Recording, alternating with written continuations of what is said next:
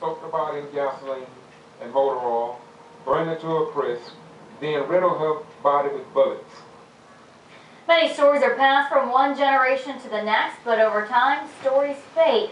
Tonight, local citizens are determined to keep one particular story alive. Eyewitness News reporter Greg Goldberg brings us the nearly 100-year-old tale of Mary Turner. A warning, some of these descriptions are graphic. The Mary Turner case is one of the darkest in the history of this country. Some people have forgotten it, some don't even know about it. After 90-some years, it's about time for something to be said. It was 1918 in Brooks County, Georgia. A white plantation owner beat one of his black workers. The worker then killed him.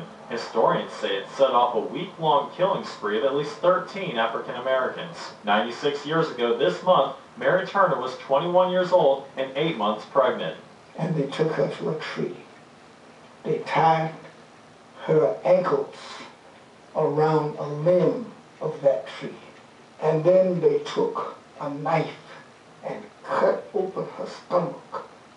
And when the baby fell to the ground, one of the men took the heel of his boot and crushed its head until it was dead. They soaked the body in gasoline and motor oil, burned it to a crisp, then riddled her body with bullets. And they say the mob members marked her grave with a whiskey bottle. This historical marker is the only public display in Brooks County that memorializes the events of that week. It's called Mary Turner and the Lynching Rampage. The marker stands at Folsom's Bridge over Little River between Barney and Hahira. Somewhere in these woods is the tree where historians say Mary Turner was lynched. You won't be able to find this story in any libraries or museums in South Georgia. Generally, the story is only known through word of mouth.